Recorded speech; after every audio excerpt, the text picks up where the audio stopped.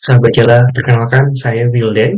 Di kesempatan kali ini, saya akan menginformasikan terkait fitur baru yang ada di aplikasi Jala, khususnya Jala versi web. Yang pertama adalah pencatatan ORP. Saat ini, sahabat Jala sudah dapat mencatatkan ORP jauh lebih cepat dari sebelumnya.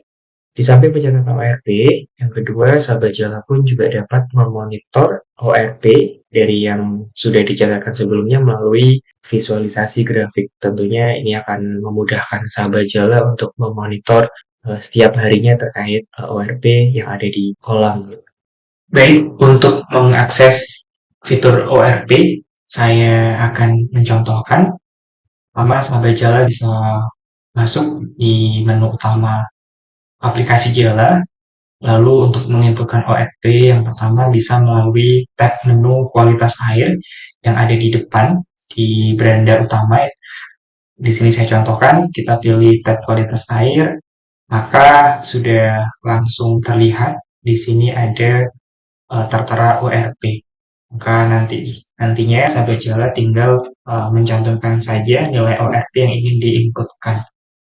Setelah itu pilih simpan. Di samping melalui menu tab yang ada di beranda, sahabat Jala juga dapat menginputkan melalui fitur input Excel. Kita bisa masuk ke halaman input Excel. Setelah itu, sahabat Jala bisa pilih tab budidaya dan juga pilih tab kualitas air. Pada tabel sudah tertera kolom ORP. Maka sahabat Jala sudah dapat menginputkan ORP sesuai tanggal atau DOC yang dikehendaki. Sementara dalam halnya kita ingin memonitor grafik atau visualisasi grafik dari ORP, sahabat Jala bisa melalui masih di input Excel. Di sini ada tertera section grafik, maka di sini tinggal kita mencari ORP. Kita pilih, maka secara otomatis sudah akan tertera grafik ORP-nya sehingga mudah bagi kita untuk memonitor setiap harinya. Selain melalui halaman ini, pada halaman beranda utama, kita juga bisa melihat terkait grafik ORP, yakni kita bisa masuk ke tab data kualitas air, selanjutnya bisa pilih di sini oksidasi reduksi potensi. Maka akan menampilkan grafik yang sama, yakni terkait data ORP. Baik, selanjutnya fitur yang baru, yakni kaitannya dengan penyajian komposisi plankton dan mikrobiologi. Tentu fitur baru ini akan membantu sahabat Jala untuk menilai atau mengidentifikasi di dalam kolam sendiri itu saat ini jumlah planktonnya berapa, jumlah mikrobiologinya berapa, dan juga komposisi dari plankton maupun mikrobiologi seperti apa. Tentu dengan kita mengetahui komposisi plankton dan mikrobiologi, kita akan mudah menilai apakah kualitas kolam dalam kondisi baik-baik saja atau perlu perlakuan.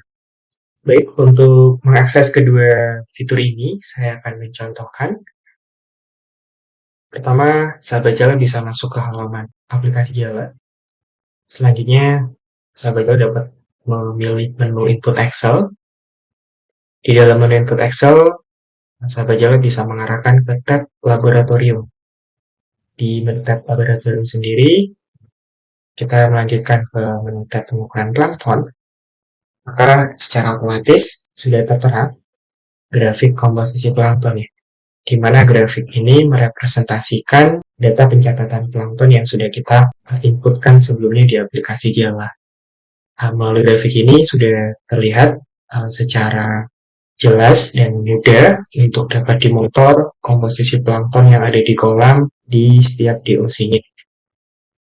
Sementara untuk mengakses komposisi mikrobiologi atau VBIO, sahabat Jala dapat memilih menu mikrobiologi, tes mikrobiologi, kemudian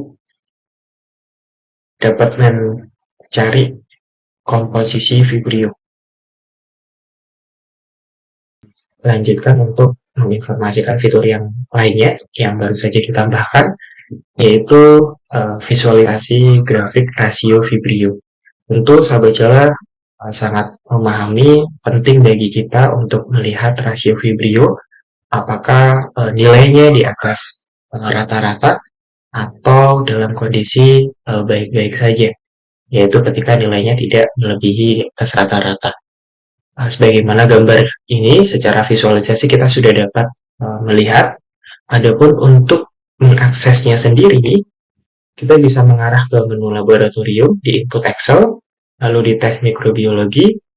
Setelah itu, sahabat Jala dapat mencari informasi rasio Vibrio. Nah, di sini kita bisa akan melihat secara mudah dan secara interpretasi grafiknya pun juga kita dapat memahami secara mudah.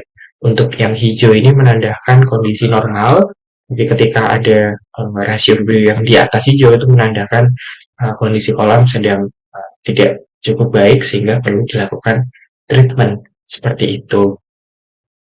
Fitur lainnya yang juga ditambahkan di bulan Maret ini adalah pendekatan broodstock, di mana sahabat Jala sudah dapat menambahkan informasi broodstock atau indukan udang.